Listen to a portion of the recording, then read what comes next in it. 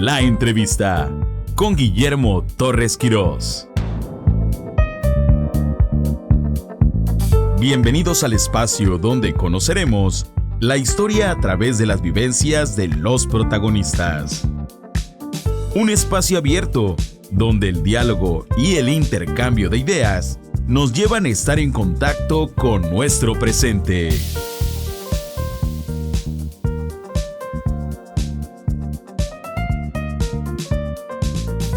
Guillermo Torres Quirós nos invita durante los siguientes 60 minutos a conocer a los personajes clave en la construcción del futuro del país. La entrevista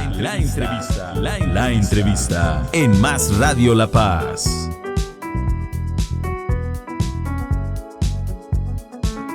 Comenzamos.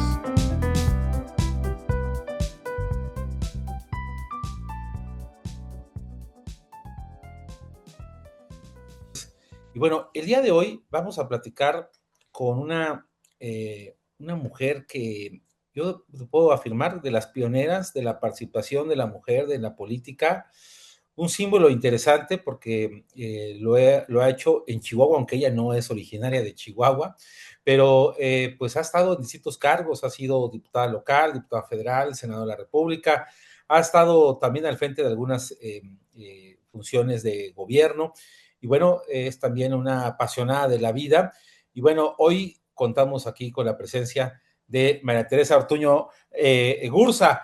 Tere Ortuño, bienvenida a este espacio. Muchísimas gracias, Memo. Veo tus entrevistas, veo cómo obtienes la parte humana de personajes que uno a veces ve en los medios o a veces hasta los conoce uno, pero les sabes ángulos que no les sabías y eso te lo agradezco mucho porque me permites conocer y creo que le permites a tu público conocer el aspecto humano que debe ser mucho más cercano de lo que es actualmente, de todos los líderes, de todos los colores y sabores y de los deportistas, de los pastores religiosos, de todos. Tenemos que conocer un poco más cómo surgieron, qué piensan, ¿eh? Y coincidir o diferir, pero disfrutar esta pluralidad que es México. No, gracias a usted por Te aceptar esto y felicito. por esta introducción y gracias por esa parte. A ver, cuéntame, tú naciste un 16 de junio, que también es la fecha en que nace mi mamá. Pero No me digas, sí. nace que mi mamá muchos años antes que tú en 1957, pero naciste en Torreón, 57, sí, soy modelo 57. modelo 57, pero naciste en Torreón, Coahuila. Sí. Cuéntanos, ¿por qué eres en Torreón? Mira, nací en Torreón, Coahuila, porque soy de allá. Yo vivo en Chihuahua. En 2 días voy a cumplir 35 años de casada. O sea, yo me Ajá. vine a vivir a Chihuahua en el 91, a principios del 91, que es cuando me casé. Y aquí vivo, he formado mi familia con mi esposo, con nuestros hijos, etcétera. Pero yo nací en Torreón. Y me pasó una cosa muy curiosa, porque nací en Torreón, crecí ahí, viví 2 años en Puebla, el año 80 y el 81 fui catedrática en la universidad allá. Y después regresé por unos pocos meses a Torreón a trabajar en el Coparmex, donde un Alejandro Gursa, que era un pariente medio lejano, pero pues primo tercero de mi mamá, pero me invitó a ser la directora de Coparmex en Torreón en el año 82. Entonces me regresé de Puebla y luego de ese año me invitaron a ser diputada federal y lo fui. Entonces viví en México, pero en esa época no había más que un periodo de sesiones de septiembre a diciembre. Entonces yo me la pasaba por todo el país porque era soltera y no tenía pendiente. Entonces de pronto ya no sabía ni de dónde era porque regresaba a Torreón muy poco, me explico. Y Sí. tengo una prima que dice que soy la prima de las Navidades. Pero esa es la razón. Nací en Torreón, pero después tuve la oportunidad de conocer México por estas cosas que brevemente te he contado y que si quieres después expandimos un poco más y me di cuenta de lo que es México, porque en el norte ves muy lejos a la Ciudad de México, ves muy lejos al centro, ves muy lejos las playas, porque yo vivía pues en una zona desértica. A mí me impresionaba cuando llegaban allá a Torreón los dirigentes del PAN y veían los cerros de piedra, cerros grises, y decían, ay, qué raros los cerros grises. Yo decía, pues, ¿de cuáles otros hay? Para mí los cerros verdes fueron una novedad después conocerlos, ¿no? Pero porque los nuestros son cerros de piedra, son cerros, y mi mamá decía, viejos los cerros y todavía reverdecen, Debe ser, claro. porque llueve y se llenan de hierbitas y se ven un poquito verdes. En fin, esa es la razón, porque nací ahí, crecí, soy lagunera, patarrajada, talón de polvorón, y como les digo, calidad de exportación. Eso, oye, está padre eso que acabas de decir. Oye, pero cuéntame, tus papás, José Luis Ortuño Romo y también María Teresa Gursa María Villarreal, Teresa, tu mamá. sí. Mira, mi papá era de un pueblito de Ocampo, Guanajuato, pero muy niño se fueron a vivir a San Luis Potosí. O sea, mi papá nació en Guanajuato y se fue a San Luis de niño porque perdieron a su mamá, se murió mi abuelita muy joven, fíjate, tenía mi papá 9 años cuando se quedó sin mamá y cuatro hermanas mayores y un hermano menor. Entonces mi abuelo viudo se fue a San Luis y entonces todos mis primos Ortuño o la enorme mayoría viven en San Luis Potosí, de ahí, ahí está la mata de los Ortuño en San Luis por esa razón, aunque hay algunos todavía muy pocos en Guanajuato, pero muy pocos. Entonces, mi papá se fue a trabajar a Torreón y allá conoció a mi mamá y allá se quedó y por eso mi familia paterna vive en San Luis Potosí y toda la familia materna del lado Bursa son de Torreón. Y un detalle curioso es que en el año 64, yo tenía 7 años, que ya te dije, soy modelo 57. En el año 64, un hermano de mi mamá, Edmundo Bursa, hicieron con mis papás y ellos hicieron un círculo de estudios de los documentos del Concilio Vaticano II. Mm. Y por la lectura de los documentos del concilio, de la obligación, este documento de Apostólica Macto Citatis y todo eso, ellos se pusieron a estudiarlos y concluyeron que era obligación del cristiano participar en política. Entonces, en el 64, mi tío Edmundo, que era 2 años menor que mi mamá, se metió a ser candidato a diputado ahí de una manera totalmente absurda porque era imposible, pues un candidato del PAN. Se metieron al PAN en el 64 mis papás, mis tíos, y lo veían como un apostolado. Y mi mamá cuenta que ella estaba en una labor de un dispensario médico de una comunidad religiosa en la parroquia.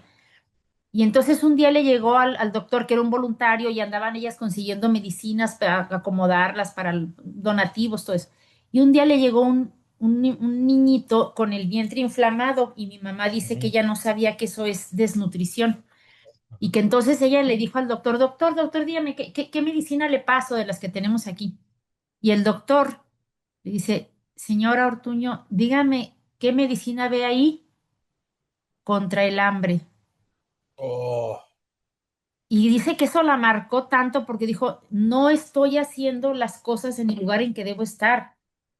Aquí no voy a combatir el hambre. Entonces fue cuando cobró sentido lo que le decía a su hermano de participar en política, los documentos del concilio, que se tenía que ir a la causa de los males. Y en esa casa crecí yo con mi papá y mi mamá, que toda la vida andaban en el pan. Vivíamos en Lerdo, Durango, porque cuando yo tenía 8 años nos regresamos a Torreón, pero de los 3 a los 8 vivíamos en Ciudad Lerdo, que es la comarca lagunera. sí, la Torreón zona de está la comarca de la Laguna está todo pegado. exactamente. Gómez Palacio, Sí, Lerdo, sí, sí, sí. Torreón, sí. Que Torreón es más cercano a Gómez y Lerdo que a Saltillo, y Gómez es más cercano a Torreón que a Durango, ¿no? En fin, el asunto es que cuando llegó don José González Torres en el 64 a la campaña presidencial, mi mamá fue fue la oradora la oradora previa a él y escribió un discurso y lo ensayaba y lo ensayaba y pues me lo aprendí. ¿Qué quieres que te diga? Todavía me acuerdo de muchos párrafos de ese discurso en donde hablaba mi mamá de eso, de la obligación que tenemos de no estar esperando que sean otros los que hagan las cosas, que el ciudadano de a pie tiene ese poder. En esa casa crecí, en el pasillo de mi casa había muchos libros, ¿y qué te cuento? O sea, el café entonces era en Nescafé. Llegaban todos los Franco de Lerdo, los García Alba, eran reuniones eternas ahí para estudiar, para prepararse, para discutir las cosas y el café le decían, señora, ya se le quemó el agua, porque hervían el agua para el Nescafé, y en fin, esos eran los amigos de mis papás por los que yo hoy pido mucho y rezo mucho porque ellos nos formaron, éramos como primos todos los hijos de todos esos matrimonios, ¿no? Crecimos juntos en ese ideal. Y eso es lo que te puedo decir, que esos amigos de mis papás, esas familias con todos los hijos, nos fueron involucrando a todos. Una de las muchachas de las Franco de Lerdo un día llegó el ejército a robarse las urnas. Ella estaba cuidando la casilla. Y entonces llegó el ejército, pues los soldados con instrucciones, ellos obedecen, ellos ellos le dicen, te lleva la caja y se la lleva. Y ella se le puso así, le puso la bayoneta en el pecho, dispárale, dispárale, a ver qué vas a hacer contra el pueblo. Y esas eran las anécdotas que yo escuchaba a los 7, 8 años, 9, 10, o sea, y yo cuidé casilla por primera vez a los 18 y también, y me tocó, o sea, enseñarle al presidente de la casilla lo que decía la ley, porque no los preparaban, en fin, eso ya me adelanté mucho, pero lo que te quiero decir es que cuando yo tenía 8 años, regresamos a vivir a Torreón y mi papá era agente de ventas, él era comisionista, estudió primaria. Mi mamá, primaria y comercio. ¿Por qué? Fíjate, mi abuelo materno tuvieron 4 hijos y 4 hijas. Ujú. Bueno, vivieron porque tuvieron más que se les morían como pasaba en esas En casos, esa ¿no? época sí, claro. Pero los 4 hijos se fueron a México a estudiar a la universidad. Todos eran profesionistas. Y las 4 hijas, primaria y comercio. ¿Por qué? Porque se van a Era casar lo y que se alguien... acostumbraba, sí, era lo que se No acostumbraba. te enojes con mi abuelo. O sea, era lo que había en ese momento, como mi mamá me enseñó también esas frases, ¿no? Que decía que los dichos son evangelios chiquitos. Obras son del tiempo y no de España. Es decir, hay que entender el tiempo, las cosas como eran. Gómez Morín, Manuel Gómez Morín, fue a ver a mi abuelo Eduardo Gursa cuando andaba fundando el partido y era un agricultor respetado. Él iba a cada lugar y preguntaba, a ver, aquí quién es el, qué sé yo, el boticario, el maestro, La el gente doctor, honorable, ¿no? La la gente con gente un honorable de liderazgo. la ciudad que la gente los va a seguir si ellos se suman. Y fue a ver a mi abuelo Eduardo y le dijo que estaba fundando un partido, que pues todo este tema del PAN. Y le dijo, discúlpeme, licenciado, le agradezco mucho, pero los Gursa somos una familia honorable, no nos vamos a meter en política. Entonces mi mamá cuenta esta anécdota, contaba, pues ya se murió hace muchos años, pero decía, si mi papá le hubiera dicho que sí, otro gallo nos cantaba, porque nos tocó sembrar en un terreno más duro. Y toda esa generación hay que entenderla cómo era para poder agradecer y valorar los cambios a favor que tenemos, que son muchos, tanto en el tema de las mujeres, el tema social, político, pero esa era la mentalidad en aquella época de las personas, que la política es para corruptos, entonces no hay que meterse porque te ensucias. Y mi mamá contaba otra anécdota, decía que cuando iban a visitar personas para que se metieran al PAN, le decían, pero ¿para qué se va al PAN, hombre? Vénganse acá al PRI para que puedan conseguir las cosas. Allá no van a lograr nada. En cambio, acá usted, que es gente decente, puede... y mi mamá le decía, mire, había dos compadres que no tenían para pagar el pasaje en el tren y uno le dijo al otro, véngase, compadre, yo ya sé cómo le podemos hacer. Nos metemos de polizontes y nos metemos al baño y ahí nos encerramos y ahí no nos van a descubrir y viajamos en el baño todo el tiempo. Ay, compadre, pero es que ahí huele muy feo. Nomás al principio, compadre, nomás al principio.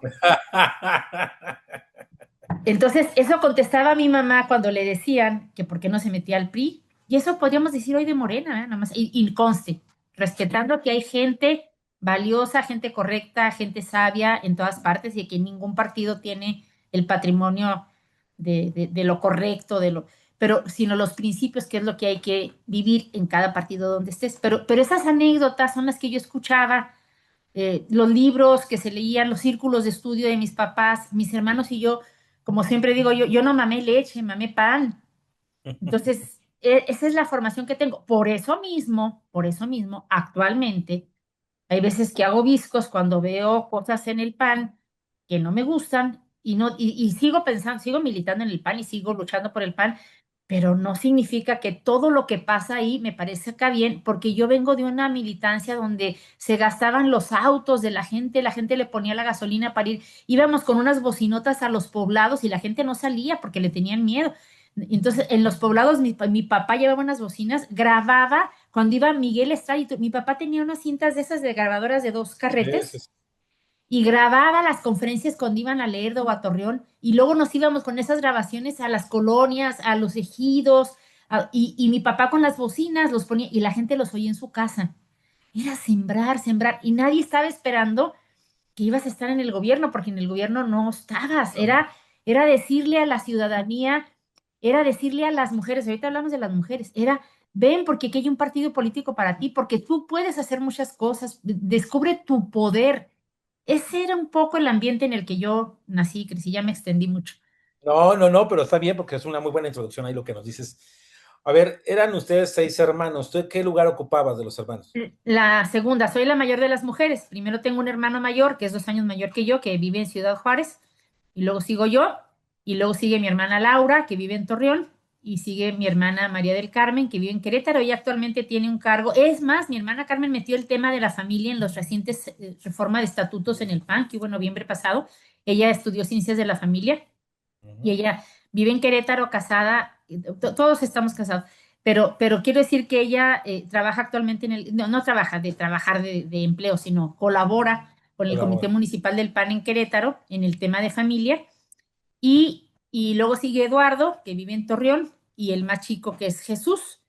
Yo le llevo 12 años a él y es así, es curioso porque mi cuñada, su esposa, la esposa de mi hermano menor, que son muy buenos cuñados, a mis papás les fue mejor de yernos y de nueras que de hijos. Mi cuñadita, la más chica, es 10 años menor que él, o sea, yo le llevo 22 años a mi cuñada y es de la edad de mi sobrina, bueno, con un año de diferencia, la hija de mi hermana, la que me sigue. O sea, Sí, estamos sí, así sí. como muchas familias, ¿no? Con generaciones cruzadas. Pero bendito Dios, unos hermanos que afortunadamente vivimos los seis. Mi mamá, curiosamente, no perdió ningún bebé, todos sus embarazos se lograron y actualmente el mayor nació en el año 55 y el más chico en el 69. Y somos seis. Y curiosamente mi hermano es unos meses mayor 2 meses mayor que mes y medio, más bien, mayor que el Papa, y nació en Chicago porque mis papás se fueron a vivir allá como mucha gente que se fueron de mojados. Y le dije, mira, José Luis, el Papa nació en Chicago igual que tú y él es de septiembre y tú eres de fines de julio. Y luego dice mi hermano, ¿te das cuenta que estás fregado en esta vida cuando hasta el Papa es menor que tú? Está Y en fin, bonito. pero nada más nació allá porque ahorita ya tiene la doble nacionalidad, pero mi hermano cuando cumplió 18 no existía la posibilidad de doble nacionalidad y renunció a la nacionalidad estadounidense y se quedó con la mexicana. Después, ya hace poquitos años, pudo recuperar la estadounidense porque nació allá. Pero todos los demás, mis papás cuando ya estaba, yo me vine empaquetada de allá, pero me desempaquetaron ya en Torreón porque querían que su familia creciera en México. O sea, esa es un poco la historia original. La dinámica. Oye, ya nos cuenta un poco que, pues, ahora sí que los libros y estar ahí, ahora sí que un poco en la grilla, pero en el ambiente te gustaba ahí de niña. Pero tu infancia, eh, ¿cómo la consideras? Porque pues, estoy viendo que fue una infancia padre, que era una Sí, familia extendida, que era muy sí, común en esos lugares. Era una familia con sí. vecinos, con amigos, con todo, ¿no? Con los hijos de los amigos de mis papás, que todavía actualmente ya se murieron todos nuestros papás y seguimos con muchos de ellos la amistad, el afecto. Necesitamos regresar a eso, que salías a la calle a jugar, a la banqueta, en fin, o sea, tenías muchas posibilidades de una vida que ves ahorita con la inteligencia artificial y con las iPads, que los niños ya no desarrollan eso de salir a jugar. Las niñas jugábamos pin jacks, los niños hacían sus canchas de fútbol donde quiera. Ese vínculo, no, yo me iba a la escuela con mi hermano sola y llegaba a 6 cuadras, 7 cuadras, si tú quieres, pero no sé, desde primero de primaria y caminando en Lerdo y regresábamos, o sea, era una vida, pues, con unos papás que nos quisieron mucho. Yo no sabía, cuando era niña, no sabía qué significaba eso que dice la Constitución de hijo de madre mexicana y padre desconocido. ¿Cómo padre desconocido? Eso no existe. Yo no tenía idea, ninguna de mis amigas vivía diferente que yo. O sea, todas éramos hijas de un papá y una mamá que vivían con sus hijos. Hoy las familias son de otra naturaleza. No estoy criticando, estoy describiendo que tenemos que tener políticas públicas para familias que no son como aquellas en las que nosotros crecimos con un papá presente, una mamá presente, un papá que trabajaba. Oye, y otra cosa, mi papá con primaria nos dio escuela a todos. No todos estudiaron en la universidad porque no todos quisieron de mis hermanos, pero todos los que quisimos tuvimos universidad. Y actualmente yo veo a mis hijos con maestría y quiero saber a qué horas van a poderse ellos comprar una casa, cuándo van a poder tener lo que mi papá sí pudo tener y la generación de ellos. El tema del deterioro del poder adquisitivo son temas que tenemos que estudiar. Hoy ni con maestría puedes soñar con tener una vivienda como la que llegaron a tener los papás de nuestras generaciones. Entonces, sí hay una transformación en negativo, no digo nada más de este sexenio de Andrés Manuel, pero pero sí tenemos que ver que México está deteriorando su calidad de vida. En fin, solo quiero decir que fui una hija deseada, fui una hija amada. Cuando la primera vez tuve una alumna en la universidad que no entendía la clase de economía, porque yo estudié economía, no soy abogada, y le estaba explicando, la llamé a mi cubículo para explicarle a ella la clase de economía, oferta, demanda, precio, las cosas más elementales que cualquiera entiende. Y la muchacha no era tonta, pero cuando cerré el libro y dije, a ver, explícame de tu vida, como que algo me dijo, esta chamaca no le falta el cerebro, le falta algo más. Cuéntame tu vida. Y era hija como del tercer, cuarto hombre de la mamá y como de la quinta mujer del papá, pero cada uno había seguido cambiando de parejas toda su vida.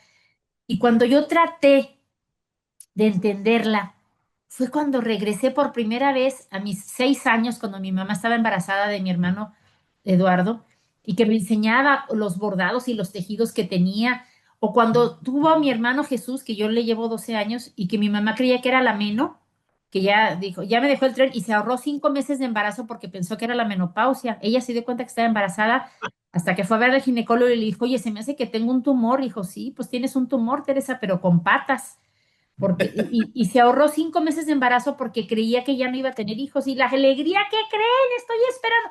Yo eso que viví del júbilo de los embarazos de mi mamá, y cuando ves que esta muchacha que yo tenía enfrente de mí había pasado, cuando se hartaba el papá se la mandaba a la mamá y así, chun, chun, chun, dices, ahora me doy cuenta de lo que yo tuve y que muchos de los hogares en México no tienen, y por eso estoy en la política. Oye, ¿dónde estudiaste la preparatoria? En una preparatoria nueva que se fundó, la Preparatoria Federal Diurna por Cooperación en Torreón. De la mesa directiva de la secundaria, mis papás eran directivos, mi papá era presidente de la mesa directiva y hubo muchas irregularidades de los maestros y se fueron a quejar a México a la secretaría, y el resultado fue que se fundó una prepa nueva que se llama Preparatoria Federal Diurna por Cooperación en Torreón, todavía existe, y fuimos la primera generación. Era una Y de preparatoria ahí, pública. ¿y por qué decidiste estudiar economía? Digo, uno pensaría que lo más clásico era derecho, porque pues, estaba más vinculado a la política. ¿Por qué economía? Que aparte estudiaste en la Universidad de De Coahuila, Coahuila, la, la la Autónoma de Coahuila. autónoma, ¿no? Sí. La UADEC. Mira, te voy a ¿Por decir qué por qué. estudiaste ahí? A ver, cuéntanos esa parte. Porque tenía 16 años. Mira, yo no hice kinder, yo aprendí a leer con mi hermano mayor, viéndolo, aprendí a leer y escribir, y entonces mi mamá me llevó con la maestra y dijo, mire, la vamos a poner en primero y primaria y si no puede la regreso a kinder. Pues no hice kinder y a los 5 años entré a primero de primaria. Ahí me quedé, pues era listilla y aprendí. Y entonces resulta que hice prepa de 2 años también. En mi época había una prepa de 2 años. Por lo tanto, yo a los 16 años iba a escoger carrera. A los 16, ¿qué sabe uno a los 16? Ay, no, ya hay muchos abogados. Está muy choteada la carrera. Y era la primera generación que se fundaba la carrera de economía. Y entonces en la Universidad Autónoma de Coahuila en Torreón. Y entonces, pues ahí me fui y para hacer algo diferente. Ahora me doy cuenta, yo estudié economía, pero la verdad es que soy abogada por ósmosis, porque con un marido abogado, 18 años de mi vida he sido legisladora. Pa' colmo, 2 de mis 4 hijos son abogados, Abogado, un sí, hijo y claro. una hija. He vivido en el mundo del derecho toda la vida y prácticamente le entiendo más a lo. Es más, a veces mi marido como abogado me dice, a ver, abogada, ven para acá, tengo este caso. Y discutimos, yo nunca estudié las leyes, claro que las estudié para modificarlas, pero me refiero como estudiar derecho, como Sí, sí, sí. aprendértelas, ¿no? Salvo lo que aprendíamos en la Constitución. Entonces yo estudié economía por eso, porque tenía 16 años y se me hace que ya estaba muy choteado lo de derecho. Pero la verdad es que sí soy medio abogada, ¿eh? Pero no soy abogada, soy economista. Y los Oye, temas sociales han sido los míos, ¿eh? Familia, mujer, trabajo, educación. Más bien en eso me he desenvuelto. estás estudiando economía, pero ya estabas participando desde muy joven, Desde ya mi... en el PAN, y ¿en qué más participabas? No solamente participabas ahí, ¿en qué más participabas? No, mira, evidentemente todo lo cívico, desde muy chavalita le entré a la Asociación Cívica Femenina en el 75. Yo tenía que 18 años, 20, algo así, como miembro ahora sí que como tropa, no, no, nunca, no, no, no tuve cargos en ANSIFEM, pero también participé ahí. Y fíjate qué curioso, no había juvenil en el PAN cuando yo tuve la edad de ser juvenil. Entonces yo siempre estuve en ese tema con los adultos y todo lo que tenía que ver con la comunidad. eh, que los vecinos, que mi papá, por ejemplo, siempre decía, voy a pagar las contribuciones, porque el 1 de enero, el 2 de enero, bueno, el 1 de enero era inhábil, pero el 2 de enero se iba a pagar el predial. Ese tipo de cosas de participación ciudadana, de, de, de, de grupos, de cuestión parroquial, de apostolados en lo que se podía, porque sentías que a lo que viniste a este mundo, la única manera de alcanzar la felicidad es ver qué haces por los demás y así vas a encontrar la tuya. Y la verdad es que así ha sido, ¿eh? Eso es un hecho. Oye, y comentaste, bueno, estudias la carrera de economía, ¿y cuál fue tu primer trabajo? Ah, mira, muy interesante. Yo mi primer trabajo fue con una amiga de mi mamá que era contadora. Yo todavía tenía 16 años y le ayudaba.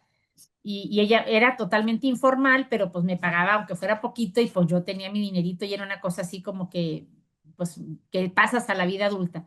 Pero en realidad mi primer trabajo fue que empecé a dar clases en la Pereira, que es la escuela de los jesuitas en Torreón, en el TEC de Monterrey, en Unidad Laguna, daba clases de economía.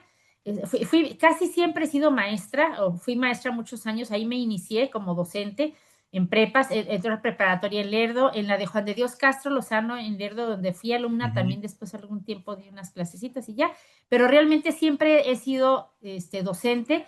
Y después, ya en el 82, fue cuando Alejandro me invitó a ser la directora de Coparmex en Torreón y fui directora durante 8 meses porque ese año me invitaron a participar como candidata a diputada federal y fui por primera vez diputada federal en el 82. Yo tenía 25 años.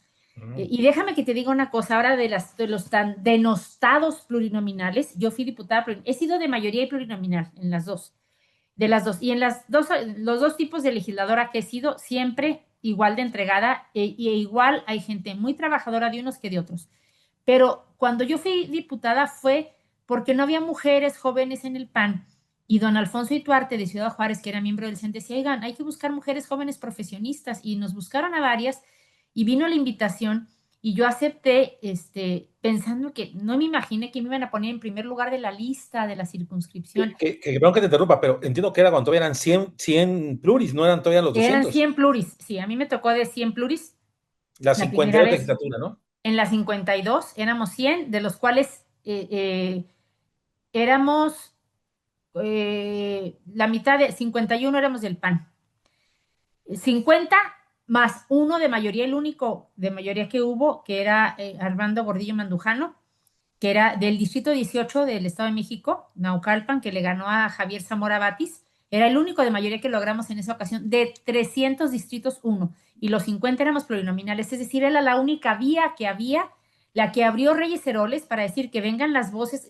No podías cambiar el sentido de la votación por el número, pero éramos voces que éramos escuchadas y yo siempre fui muy, muy, muy metida en la tribuna. Yo nunca he sido calladita, siempre he sido respetuosa, nunca he ofendido a nadie, no me parecen esos escándalos de cantina barata.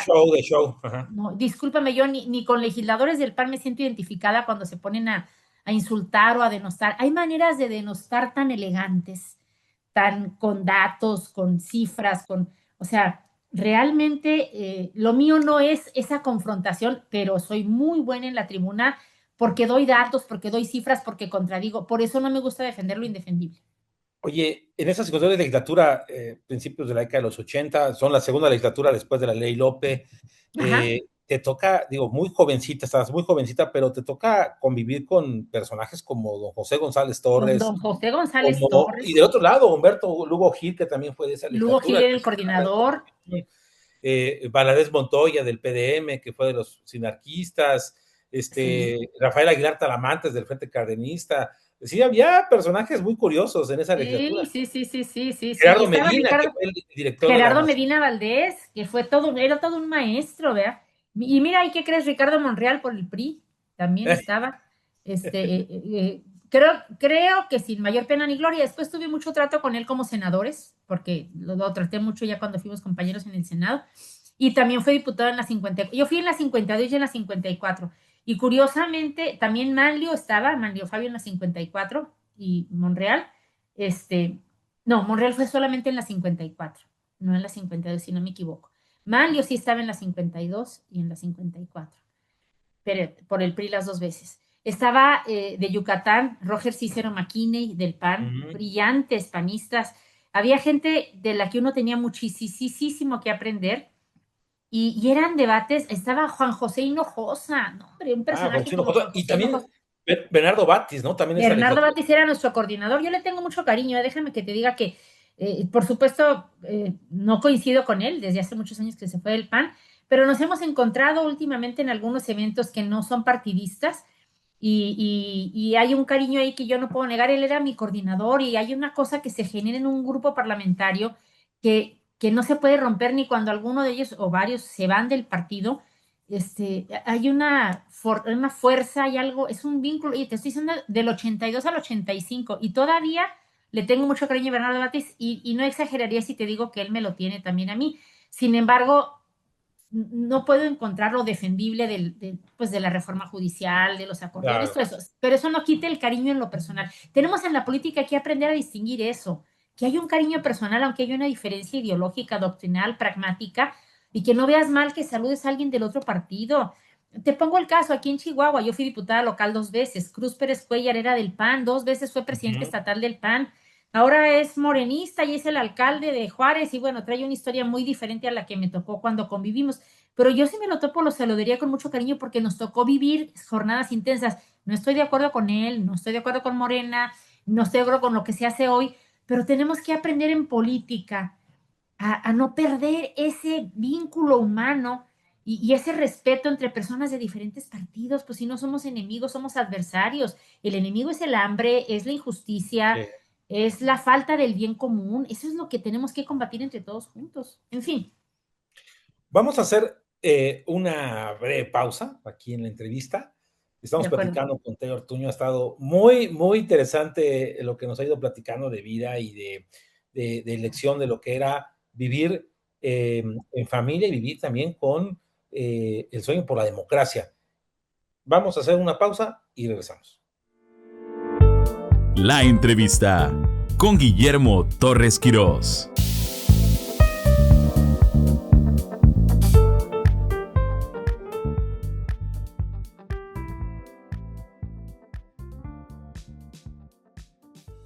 Bueno, estamos de regreso aquí en la entrevista con Guillermo Torres Quirós. Hoy estamos pues muy contentos porque estamos platicando con Teo Ortuño, que ha estado en distintos cargos, en distintas dinámicas, una de las pioneras en la participación política, sin lugar a dudas, en el PAN, que ha sido el partido en el que ella ha estado. Ya nos contó esa diputación, esa legislatura, la 52, del 82 al 85. Yo te voy a preguntar una cosa ahí.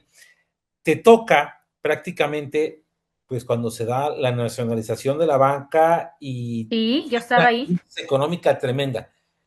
¿Cómo viviste ese momento? Mira, un día histórico, el 1 de septiembre del 82. Desde que llegamos nos dijo Gerardo Medina Valdés: "Ah, está pasando algo raro porque siempre nos entregan a los periodistas el info". Él era el director de La Nación y Sí. tenía el tema con los medios. Y decía, nos entregan siempre el texto y no lo han entregado, está pasando algo raro. Y aparte ese día, cuando llegamos, nos sentaron por abecedario, no por grupo parlamentario, lo que jamás había ocurrido. Es decir, bueno, habíamos venido de un colegio electoral muy intenso. Me tocaron a mí 2 colegios electorales, cosa que mucha gente no sabe qué es, pero los diputados entrantes, 100 de los siguientes 400, que entonces eran 400 y después fueron 500, pero 100 de 400 o de 500 calificaban la elección de los diputados. Eran Y juez y esos parte. eran unos debates intensísimos. Bueno, veníamos de eso y se llega el 1 de septiembre porque en el colegio electoral nos imponían la mayoría, de que llegabas con las pruebas, llegabas con todo, pero se votaba y el diseño constitucional es que ellos tenían 60 y toda la oposición tenía 40 de los 100. Así que hicieras lo que hicieras, no que ibas a ganar las votaciones. Veníamos de esa tarea intensa cuando resulta que el 1 de septiembre llegamos y nos acomodan por abecedario, es decir, todos los panistas entreverados con todos los de la mayoría del PRI, de PDM, lo que fue. A mí me tocó con un diputado que era del Estado de México que se llamaba Miguel Osante López y Ortuño Osante, ¿verdad? Sí, era de dos, ya sabes cómo está la Cámara, de dos en dos. Sí. Y de pronto que anuncia la nacionalización de la banca, mira, no sé cómo explicártelo, se paran los pristas a aplaudir, yo creo que ellos ya sabían. No sé qué pasó, pero ellos le aplaudieron. Y aquí el detalle, Guillermo, y tu público, es que después volví a ser diputada en la siguiente ocasión, en la 54 legislatura, cuando regresan la banca, esa que había nacionalizado, cuando la regresan, 14 diputados del PRI estuvieron en la primera y aplaudieron. Y luego van en la segunda ocasión, cuando la regresan, y aplauden. Oye, los congruentes éramos los del PAN, que habíamos rechazado la nacionalización, que no era nacionalización, era gobiernización. Y después, o sea, esas incongruencias de ese PRI que se hace para donde calienten gordas, que hace lo que haga falta y lo que diga el presidente, no es el objetivo de esta charla analizar la historia del PRI, las comparaciones con Morena, pero hay muchas similitudes, en cuanto a que se hace lo que diga el presidente y ahorita la presidenta no sabe qué hacer porque ya trae todo batido.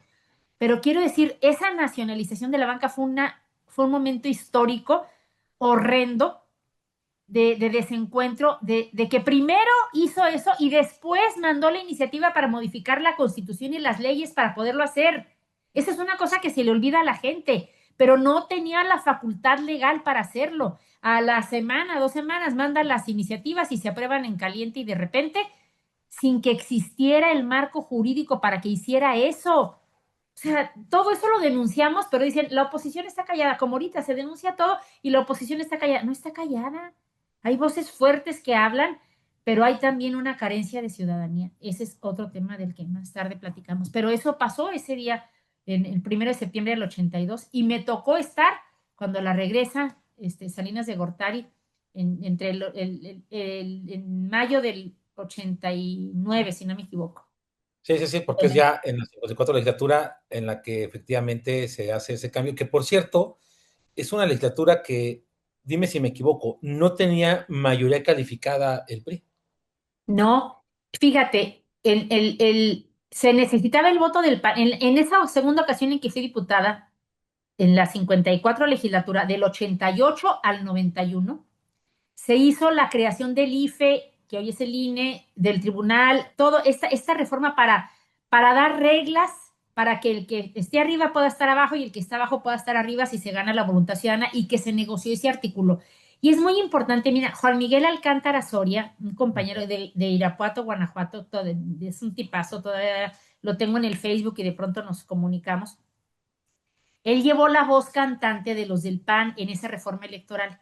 Y hay un discurso del que hay que estudiar. Los que sean estudiosos, estudien las palabras de Juan Miguel cuando subió a decir por qué íbamos a votar a favor, qué se consiguió, qué no, pero teníamos que votarlo a favor para que se prosperara lo que sí. Es decir, no estábamos de acuerdo con algunas cosas y se señaló ahí cuáles eran, pero para que hubiera un tribunal que fuera imparcial, para que hubiera una credencial de elector con fotografía, para que hubiera autoridades alejadas de los partidos políticos para dirimir las controversias entre los partidos y para que hubiera unas elecciones confiables, íbamos a aceptar la cláusula de gobernabilidad con la que no estábamos de acuerdo, íbamos a aceptar tal, pero tú puedes explicarle a la gente, vamos a votar esto con lo que no estamos de acuerdo y que esperamos más adelante con el transcurso del tiempo que se pueda llegar a una representación más parecida, lo más posible, el voto ciudadano a la integración de la Cámara.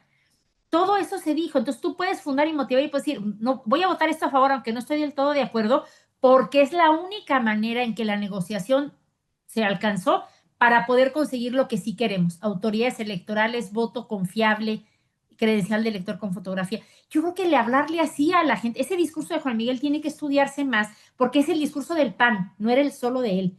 Era el discurso, la posición del PAN al votar cosas con las que estoy de acuerdo y con las que no, pero es hasta donde se pudo alcanzar la negociación para que pasaran cosas buenas para la ciudadanía, para la construcción del bien común. Y hoy tenemos una política, perdón, Memo, pero en todos los partidos, también a veces en el mío, no está generalizado afortunadamente, en donde van los intereses y la grilla y los grupos, antes de decir qué le conviene a la gente. Estamos trabajando por el bien de gente que no va a votar por nosotros, por el bien de gente cuyo nombre no nos sabemos.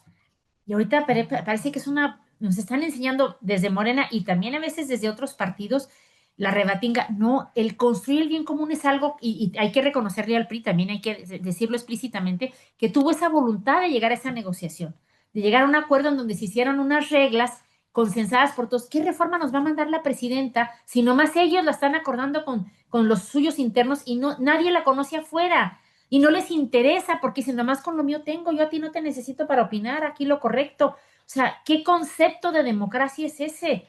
O sea, yo tengo unas creencias firmes y sólidas, pero no tengo problema alguno en dialogar con personas que no piensan como yo lo veo como una riqueza, como Pues algo de parte lo de la que política, siempre he ¿no? podido aprender. Cuando hicimos todo el tema para lo del aborto en Chihuahua, yo aprendí tanto de las abortistas. Yo siempre he sido defensora de la vida y la familia, pero muchas de las cosas que dicen las que defienden el aborto tienen razón. Opciones para las mujeres, no criminalizarlas, le cansé las opciones. O sea, yo aprendes cuando vas con ese espíritu de legislador a ver qué de lo que estás diciendo puede ser que yo necesite aceptarlo. Pero, y también te traigo mis argumentos para, como dice Gómez Morín, de la honrada ponderación de lo que diga el otro y buscar ese espíritu de salir tendiéndonos la mano sin reservas. Y eso es la política, no lo que vemos hoy. Perdón, es que me extiendo, me No, no, no, emociono. está bien, está bien. Me gusta que apasiones y cuentes y digas esa parte porque efectivamente mucho se criticó, ahí fue cuando empezó un poco la narrativa de decir, ya ven el PRIAN, se juntan, la concerta sesión, y demás. Pero bueno, en el ejercicio de la política, si van a salir cosas bien con esos acuerdos, pues es válido, es parte del ejercicio de la política, Claro, que hoy en día está muy del bien desprestigiada común. porque se piensa otra cosa, y del bien común. Hoy en día se descompone mucho esa dinámica. Oye, pero cuéntanos, sé que siempre he estado también muy metida en el tema de la mujer, estuviste encargada de promoción política de la mujer del PAN Sí. y también en la parte partidista, pues fuiste presidente estatal del PAN. No, En- fíjate que eso no he ¿no? sido presidente estatal, no. Ah, no, He estado en municipal, ¿no? cargos. Municipal. No, he estado en cargos de comité municipal y de comité Ok. estatal y de comité nacional muchos años, pero no he sido dirigente, he sido dirigente en cuanto a que formo parte del Consejo Estatal y del Consejo Nacional. Soy vitalicia hace veintitantos años y tienes que tener 20 para ser vitalicio y ese 20, yo soy vitalicia entré en el 84, o sea que desde 2004, 2007 por ahí soy vitalicia. O sea que cuando dicen, ¿cómo que eres consejera si no te vi en la boleta? No, ya no tienen que votar por mí. Ya este Ya partido soy ya se fregó. automática. Ya se fregaron. Ya me tienen ahí. Sí, pero no he sido presidenta de comité. Ah, pero bueno, me refiero que has estado en promoción política de la mujer, has Sí, estado eso en sí, titular nacional de las mujeres, sí. de partistas. ¿Cómo impulsar, motivar a la mujer? Hoy en día ya vemos, porque se ha ido con el tema de las famosas cuotas, se ha ido obligando mucho el asunto a la paridad Ajá, en el Congreso, etcétera. Pero tú fuiste pionera. ¿Cómo te tocó sí. vivir esa parte de que eran muy pocas mujeres y cómo motivar a otras mujeres a participar? Mira, te voy a decir algo. Me impresiona que hoy todo se vuelve cuotas de asignación de puestos. No está mal, porque si no estás en los puestos no vas a poder incidir en las decisiones de política pública. Pero cuando me preguntan a mí, oye, tú cuando fuiste titular de las mujeres, que entonces se llamaba promoción femenina, después de mí inmediatamente vino Blanquita Magrassi de Álvarez y ella le puso el nombre de promoción política de la mujer, que me encanta. No me agrada mucho esto que se llama ahora la modificación de noviembre, le cambiaron a otra vez a Secretaría de las Mujeres. No me hace tan feliz, me gusta más promoción política de la mujer, incluso más que promoción femenina. Pero cuando me dicen, Tere, ¿y cuántas mujeres ocuparon espacios cuando tú estabas? Perdón, pues si ni los hombres, era una época en que los hombres no llegaban a los espacios públicos por la vía del voto, era una dominación priista inconcebible. Lo que nosotras hacíamos al invitar a las mujeres era, mujer, este es un partido político para ti, tú tienes que venir a luchar por México, edúcate, transforma tu familia, tu comunidad, venimos a servir, venimos a ver cómo le hacemos para formar más conciencia en más personas. No venimos a ocupar espacios. Y conste, te habla alguien que ha ocupado espacios. Yo he sido muy favorecida por el hecho de ser mujer. Yo he sido diputada federal 2 veces, diputada local 2 veces, he sido senadora de la República, presidí la Comisión de Educación cuando fui senadora, he sido miembro del CEN muchos años, fui delegada de Cedesol en Chihuahua, en el gobierno de Fox, o sea, pero entonces no era por cuotas, y yo no las andaba buscando, te metes y le echas ganas y estás haciendo cosas y te voltean a ver y te invitan a ocupar esos espacios. No digo que no hagan falta las cuotas, siempre han hecho falta las cuotas, estoy de acuerdo con el tema de la paridad, pero también a veces se nos olvida este germen inicial de que venimos a servir, venimos a construir condiciones para niños, para niñas, no para todos los, no para ciudadanos, porque los niños no son ciudadanos, no votan, para gente que está en la cárcel, que ahorita no tiene la condición de ciudadano porque no vota. Y tenemos que ver condiciones justas para ellos, para ancianos, para enfermos, para personas sin sus capacidades mentales adecuadas. Todo esto es la construcción del bien común y las mujeres tenemos que venir a poner la óptica femenina en la lucha por la construcción de ese bien común, pero no para decir, ya llegué, tómenme foto, véanme, y aquí estoy en la silla, ya se pueden ir en paz, ¿eh? Porque ya llegué yo. Perdón, ¿qué viniste a hacer por los demás? ¿Qué viniste a hacer por las que no van a llegar? Por los que no van a llegar, varones y mujeres. Esta no es una lucha contra los hombres. Esta es una lucha para que hombres y mujeres en condiciones de equidad y de igualdad, que no es lo mismo, equidad e igualdad, busquemos condiciones para quienes no van a ocupar esos espacios. Esa es la parte que se está perdiendo al contemplar para qué es la política. Entonces, lo nuestro era invitar a mujeres a darle sentido a su vida luchando por la de los demás, a participar en política, a dar ideas, mujeres en todos los ámbitos de la vida, ¿verdad? Y de todas las condiciones socioeconómicas, indígenas, culturales, de todo, que vengan para mejorar las condiciones de su gremio, de su grupo y de los demás, porque necesitamos muchos puntos de vista para construir, porque en donde haya seres humanos siempre va a haber conflicto. No le saquen al conflicto, sáquenle a que no existan mecanismos para dirimir el conflicto.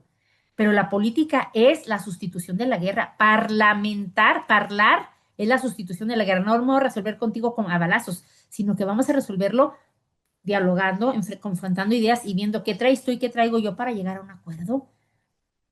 El tema de la ratería y de los puestos y de la repartidera de favores y de tú cállate, si me eres leal te ayudo y si no, pues no, eso no es política, eso es grilla. Es muchas cosas, pero no es política.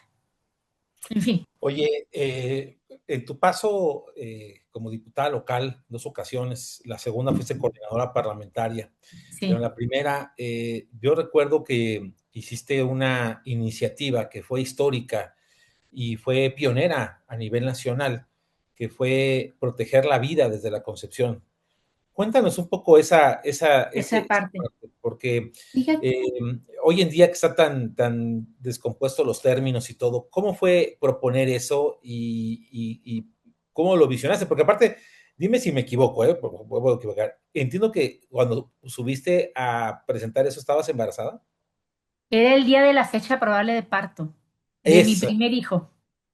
Fue el 27 de junio del 93. Y yo tenía esa fecha probable de parto. Mi hijo se tardó 2 semanas en nacer, por eso fue cesárea. Tengo 4 cesáreas en mi haber, no conozco los dolores de parto, pero lo que te quiero decir es que era el día de la fecha probable de parto y déjame dar un antecedente. Nosotros llegamos cuando Pancho Barrio, yo tuve el privilegio de haber invitado a Pancho Barrio a la política, a que fuera candidato a alcalde en el 83 en Ciudad Juárez. Sí, y no sabía en ese momento que yo iba a ser chihuahuita, que me iba a casar con uno de Chihuahua, porque eso fue en el 83 y yo me casé en el 91. Bueno, para el 92, cuando finalmente llega Pancho Barrio a la gobernatura, éramos el grupo mayoritario, pero yo era la única mujer de 15. Pero en aquella primera mitad de Fernando Baeza, la primera mitad de Fernando Baeza, el PAN se negó a ocupar las curules, las dos que le querían dar, en protesta por el fraude del 86, y por lo tanto el PAN no participó y no supo que habían modificado la Constitución en ese periodo para que la Constitución estatal se pudiera modificar por mayoría simple. ¿Mm? Nosotros no lo sabíamos cuando llegamos, cuando empezamos a leer que teníamos mayoría simple y que podíamos modificar la Constitución, dijimos, pues ahora es cuando vino Juan Antonio García Villa, vino los grandes personajes del PAN a asesorarnos porque teníamos esa posibilidad de modificarla solo. Por supuesto, le dejamos un candadote más grande porque se requerían 2/3 partes y 20 cabildos cuya población sumara mayoría de población. O sea, se ¿Mm? involucraba a los cabildos para poderla modificar aquí Sí, en claro, adelante. así pasa en algunos Pero casos todavía. nosotros le metimos una reforma muy completa, porque los ayuntamientos, cada quien decía cuántos regidores podía tener, y un pueblito de 3 metros podía tener 32 regidores, ¿verdad? Entonces le pusimos tamaños sensatos, regidores de 12, de 10, perdón, de 10, de 12 y de 18. Tamaño de regidores, 10 de la mayoría y 8 de la minoría, y así. Y le hicimos muchos cambios, pero entonces le pusimos, fíjate, en esa época decía la Constitución, los presidentes municipales son agentes políticos del gobernador. Lo decía la Constitución de Chihuahua en 1992, no hace tanto. Todas esas cosas las quitamos. Y entonces le pusimos la protección jurídica de la vida desde la concepción hasta la muerte natural. Y yo subí a proponer eso el día de la fecha probable de parto del primero de mis hijos. Y era la única mujer del PAN. Solo había otra mujer, Graciela Ortiz, que ha sido una priista muy destacada en Sí, su sí, sí. partido. Ella ha sido secretaria nacional de Acción Electoral, ha sido candidata a muchas cosas. La segunda vez que yo fui diputada local, contendí contra ella y le gané, pero yo siempre con respeto, porque pues, es una priista a la que yo respeto. Sin embargo, déjame que te diga que siendo yo la única mujer del PAN, yo subí a proponer eso y cuando lo aprobamos 15 meses después, yo tenía 8 meses de embarazo del segundo. Y no he sabido de ninguna mujer en el mundo que legisle en esas condiciones. Y conste, en defensa de las mujeres. Lo más machista que hay es el aborto. Es tu bronca, yo no sé si es mío, es tu boleto, yo ya me voy. O sea, no se puede resolver una violencia con más violencia. Hay que entender este tema entendiendo a las mujeres que abortan, pero tratando de darles todas las opciones para que no lo hagan, porque las mujeres que abortan, lo dicen las mismas abortistas, no van con júbilo al aborto, van porque no tienen opción. Bueno, y si les construimos opciones para que sean las menos las que aborten y no las que más, o sea, ¿por qué no buscamos esto? Ahorita que estoy viendo eso de los terians y que se sienten animales, dices, bueno, qué otro absurdo. Ahora tenemos que decir que el hombre es hombre, que la mujer es mujer, que hay vida humana en un vientre materno. ¿Por qué tenemos que complicarnos tanto la existencia? Y no decir, a ver, yo entiendo que una mujer se plantee el aborto, cualquiera lo puede entender. Que una mujer diga, ahorita no puedo tener este bebé y es válido que se lo plantee, pero ¿qué tal si le ofrecemos respuestas institucionales, familiares, solidarias?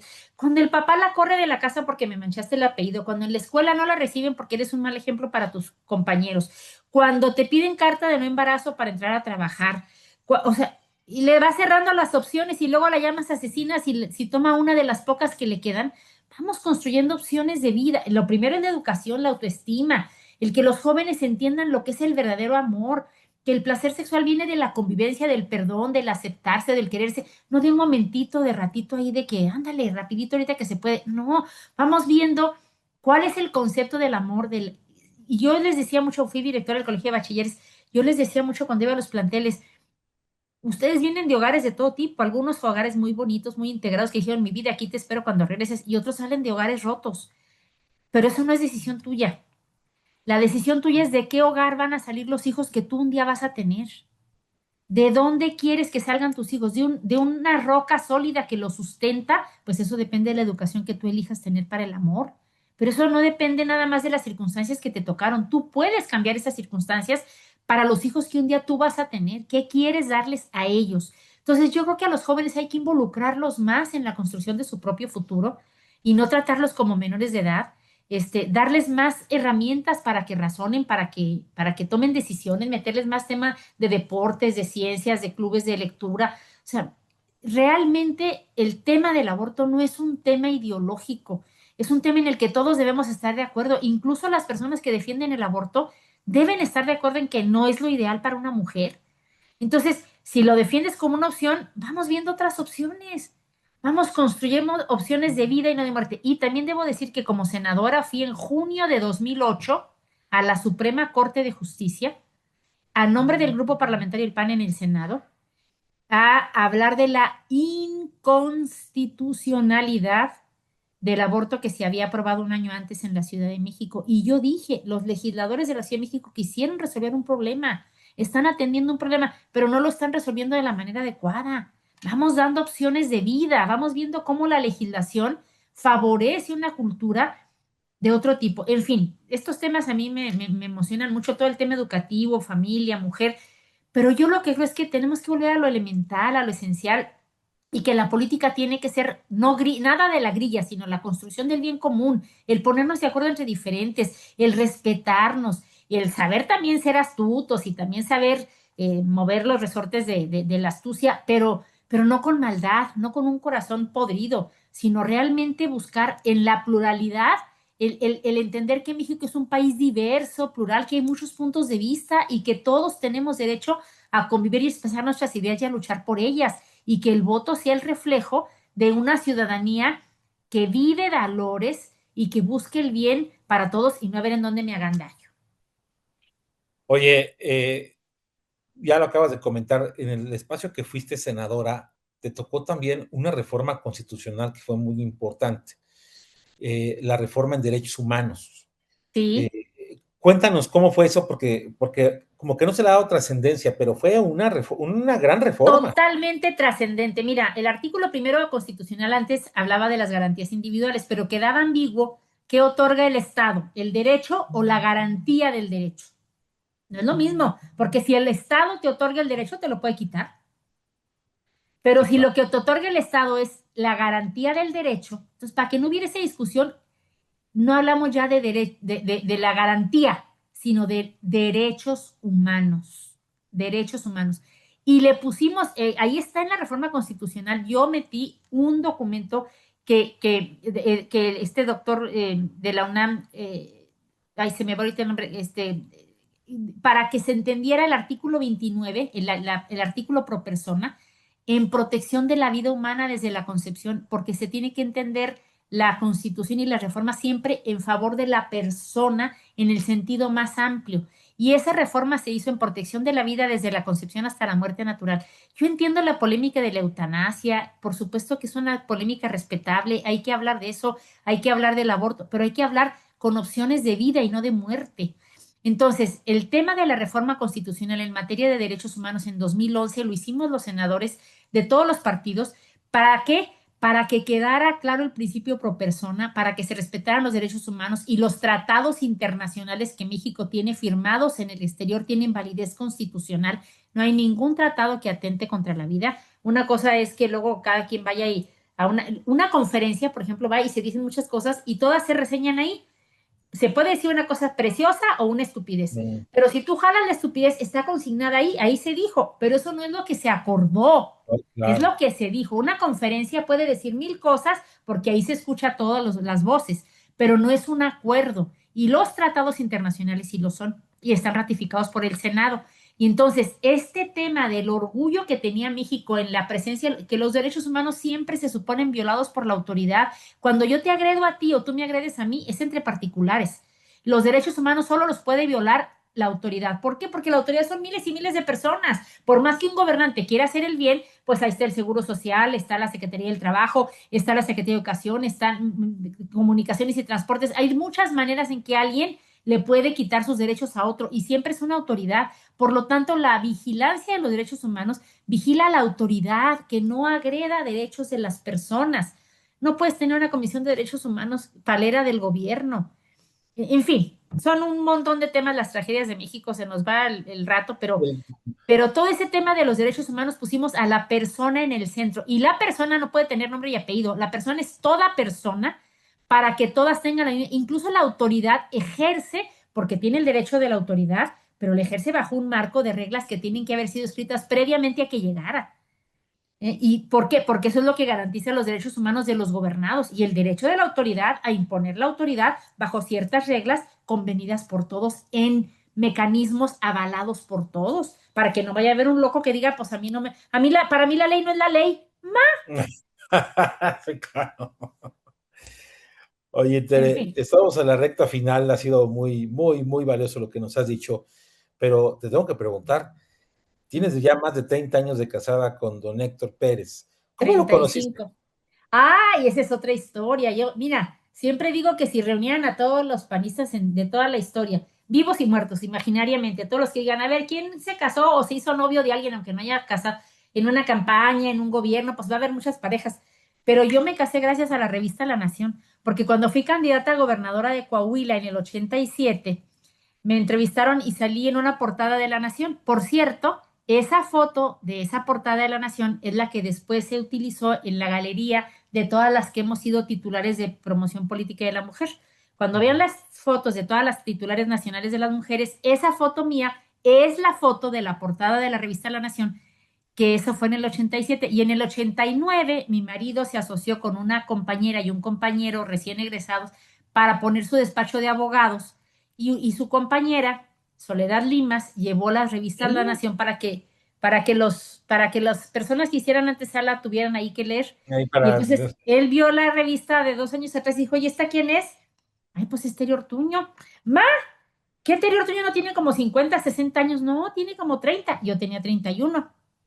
Y entonces dijo, pues preséntamela. Me empezó a hablar por teléfono, nos hicimos amigos por teléfono, llamadas de horas. Y un día se me presentó, fíjate, se me presentó el 8 de diciembre del 89. Nos conocimos el 8 de diciembre del 89 en un café. Duramos 10 horas platicando. Y desde ahí, y es mi primer novio, yo tenía 32 años casi cuando lo conocí, o sea, yo me casé y tenía 33 3/4 cuando me casé con él, un año, 2 meses después. Entonces nos casamos en febrero del 91 y estamos a 2 días mientras grabamos este programa, de cumplir 35 años de casados. Bendito sea Dios, siempre digo Felicidades. que mi boda fue mitad sacramento y mitad milagro porque me casé con mi primer novio y yo andaba en el pan para arriba y para abajo, era una especie Tú de estabas monja en la grilla, está bien, por está todo bien. el país, conferencias, cursos, campañas, y me llovían suegras y cuñadas que me querían para un cuñadito que no se casa, para un hijo que no se casa, pero se me arrogaban los fulanos. Pero él, ¿sabes qué me dijo? Pues tú serás muy diputada, pero a mí ninguna mujer me va a rechazar mientras no me conozca. ¡Ajá! Pues eso es lo que uno quiere oír, ¿verdad? Y con luces y sombras, pero pues bendito Dios, Claro. buen Felicidades, matrimonio. 35 años y 4 hijos, Héctor José, José Luis, Teresa Goretti y Gabriela Sofía, ¿no? Sí, y ahora David, mi yerno, que se casó con Tere Goretti hace poquitos meses, en octubre del 25. Oye, tú que ya has visto estas entrevistas, sabes que siempre hago una pregunta al final, Sí. que es, digo, es el estado natural, algún día vamos a dejar de existir, porque así es esto, no es inmortal. ¿Qué mensaje le darías tú precisamente a tu marido y a tus 4 hijos? ¿Qué les dirías a ellos como mensaje final de vida?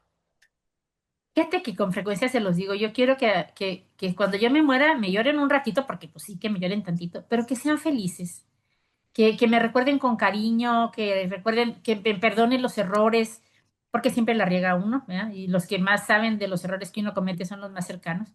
Pero yo les diría, sean felices y traten de hacer las cosas como a Dios le agrada, porque siempre el estar tratando de agradarle a una persona nos puede fallar, de hecho todos fallamos, pero el tratar de vivir el concepto que cada uno pueda tener de lo que Dios nos pide es lo único que te da plenitud y densidad de vida, porque el ir pensando en agradarle al jefe, al de allá para que me tome en cuenta, al dirigente, pues eso siempre se caen y siempre va a haber alguien que por alguna razón le convenga más atender que a ti.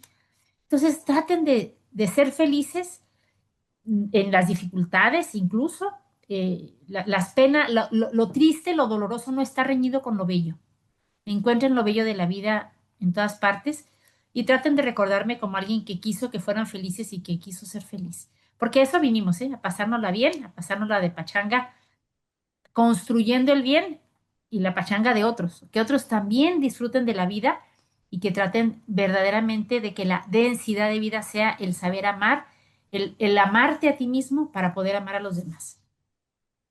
Pues muchísimas gracias, Tere. Faltaron muchas cosas que Ay, platicar, la no, verdad es hombre, que muchas cosas. muchas cosas. La No, hombre, candidatura no. del 87 a la gobernatura, otros intentos que quisiste para llegar en Chihuahua, también tu paso por Suma por la Educación, por otros temas, ahí también muchas cosas que faltaron ahí. Brillante, Suma por la Educación, sí, una gran Es, organización. pero bueno, ahora sí que el tiempo nos comió, pero creo que aquí lo más importante fue que pudiste platicarnos y ser una motivación para muchas mujeres y para mucho público que nos está escuchando. Hombres y mujeres juntos para Así construir el es, bien común. así es. Y bueno, Ciudadanía, ciudadanía. así ¿No? es. Muchas Pues bueno, gracias, Memo, por esta plática. gracias, Tere. Saludos a todas las personas que te ven. Gracias. Y bueno, pues yo los invito a que sigan la programación de Más Radio La Paz en el 101.5 de FM. Recuerde que también estamos en Facebook, en YouTube, en Instagram y en X. Y también los invito a que sigan todos nuestros espacios, no solamente esta entrevista, sino más noticias, más noticias aquí en Más Radio La Paz y en algunos otros espacios que aquí tenemos. Esto fue la entrevista con Guillermo Torres Quirós. Hasta la próxima. La entrevista con Guillermo Torres Quirós.